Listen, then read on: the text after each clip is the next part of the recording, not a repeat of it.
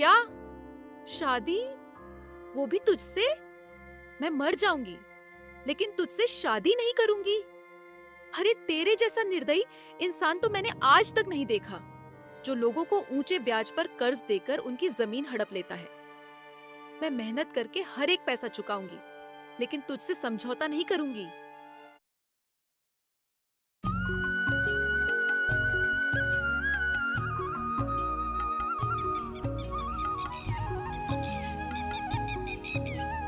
कंचनपुर नाम के गांव में रघुवीर नाम का एक गरीब किसान रहता था, जिस पर साहूकार भैरवनाथ का भारी कर्ज था। रघुवीर की एक बेटी भी थी जिसका नाम सुजाता था। सुजाता बहुत मेहनती और समझदार लड़की थी। रघुवीर ने हमेशा अपनी बेटी को सिखाया था कि ईमानदारी से बढ़कर कुछ नहीं होता। एक दिन भैरवनाथ के दो आदमी माधव और कैलाश रघुवीर के घर आते हैं। सुनो रघुवीर, बहुत दिन हो गए। कर्ज चुकाने की आखिरी तारीख पास आ गई है। साहूकार जी ने हमें भेजा है। आखिर तुम उनका कर्ज कब चुकाओगे? कृपया कुछ महीने का वक्त और चाहिए। मैं साहूकार जी का सारा कर्ज चुका दूंगा। सुनो रघुवीर, तुम्हें जो भी कहना है साहूकार जी के सामने कहना। चलो हमारे साथ। ठीक है, तुम लोग चलो, मैं अभी आता हूँ। इसी दौरान सुजाता, जो कुएं से पानी भरकर घर लौट रही थी, देखती है कि उसके पिता चिंतित बैठे हैं। सुजाता बेटा सुनो, आज फिर साहूकार के आदमी आए थे। उन्होंने कहा कि कर्ज चुकाने की आखिरी तारीख पास है और साहूकार ने बुलाया है। अब मैं क्या करूं बेटा? बाबूजी, चिंता मत करो। जब तक ये हाथ चल रहे हैं, तब तक कर्ज की फिक्र मत कीजिए। बेटा, ये तेरे बस की बात नहीं है। सिर पर कर्ज ऐसा चढ़ा है जैसे कोई पहाड़। मैंने तेरे लिए सब कुछ किया, लेकिन लगता है कि कहीं कोई चूक हो गई। बाबूजी, अब आप आराम करो, मैं उससे बात करूंगी। ठीक है बेटा, पर ध्यान रखना, साहूकार से बात करते वक्त जुबान फिसल न जाए। वो आदमी बहुत चालाक है। बाबूजी, आपकी सीख मेरे साथ है। मैं कोई गलती नहीं करूंगी। सुजाता साहूकार के घर की ओर चल पड़ती है। कुछ देर में साहूकार के घर पहुंच जाती है। तभी वहां साहूकार और उसके साथी वहां खड़े थे। साहूकार ने अकेली सुजाता को देखकर बोला, आओ सुजाता, आओ। तुम जानती होगी कि आखिर मैंने यहाँ क्यों बुलाया है। हाँ, मैं जानती हूँ साहूकार जी। मैं ब्याज की शर्तों को विस्तार से जानना चाहती हूँ। मेरी शर्तें सभी के लिए एक जैसी है। समय समय पर कर्ज चुका दो और मौज करो, लेकिन मुझे नहीं लगता कि तुम मेरा कर्ज चुका पाओगी। देखो, कर्ज की आखिरी तारीख पास में है। यदि तुम कर्ज नहीं चुका पा रही हो तो मुझसे शादी कर लो। मौज में रहोगी और तुम्हारा सारा कर्ज भी माफ कर दूंगा। क्या? शादी?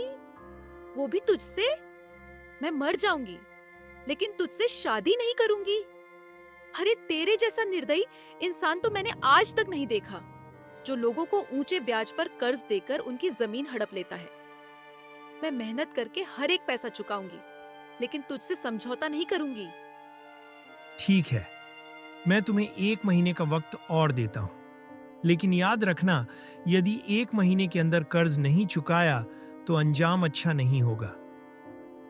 सुजाता साहूकार की हवेली से निकलती है। उसके चेहरे पर चिंता और आत्मविश्वास की झलक दिखाई देती है। अगले दिन से सुजाता लोगों के यहाँ साफ सफाई का काम करने लगती है और रघुवीर भी काम की तलाश में निकल जाता है। चलते चलते वह एक व्यापारी गणेश लाल के यहाँ पहुँचता है, जहाँ बहुत से लोग काम कर रहे थे। साहब, क्या मुझे कोई काम मिल सकता है? हाँ, काम मिल जाएगा, लेकिन काम बहुत कठिन है।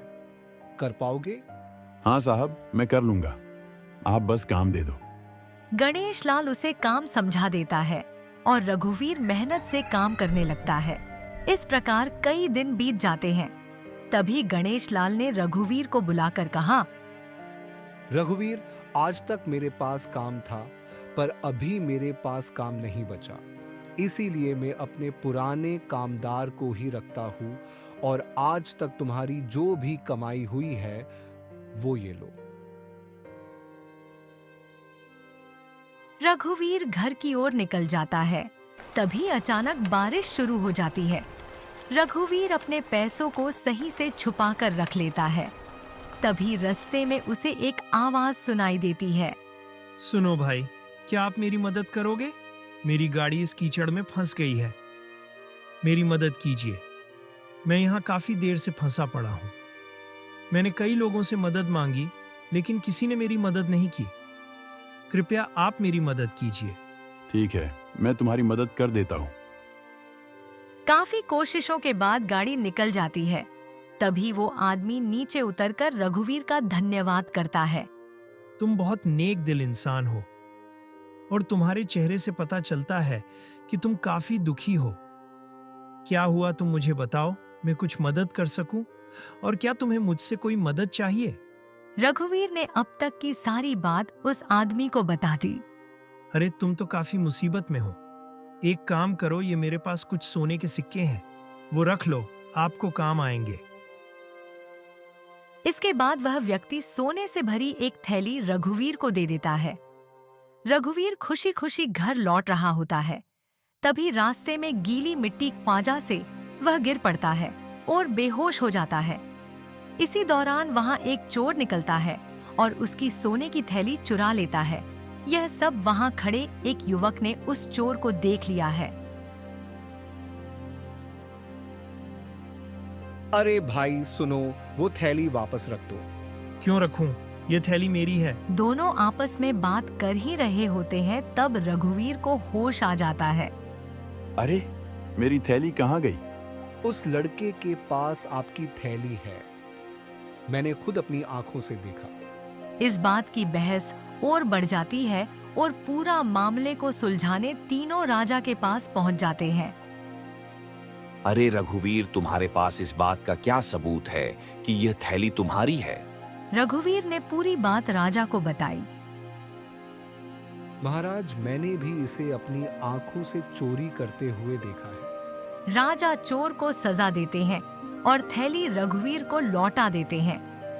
रघुवीर थैली लेकर हवेली से बाहर आते हैं।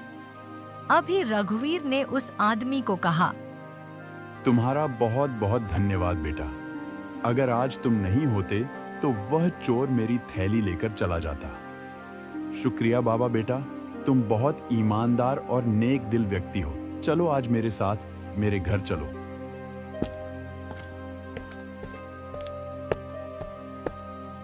बेटा, यह मेरी बेटी है। मेरे सिवा इसका इस दुनिया में कोई नहीं है। मैं चाहता हूं कि मेरे मरने से पहले इसकी शादी किसी अच्छे इंसान से हो जाए। बेटा, मैंने सारे गुण तुम्हारे अंदर देखे हैं। मैं समझ गया बाबा, आप क्या कहना चाहते हैं। मैं आपकी बेटी से शादी करने के लिए तैयार हूँ। वे बातें कर ही रहे थे कि तभी साहूकार वहां आ जाता है।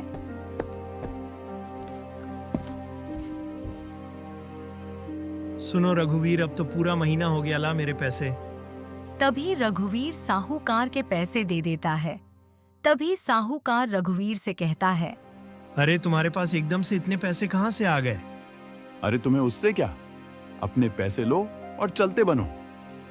इसके बाद रघुवीर अपनी बेटी सुजाता की शादी राजू से कर देता है और वे खुशी खुशी रहने लगते हैं।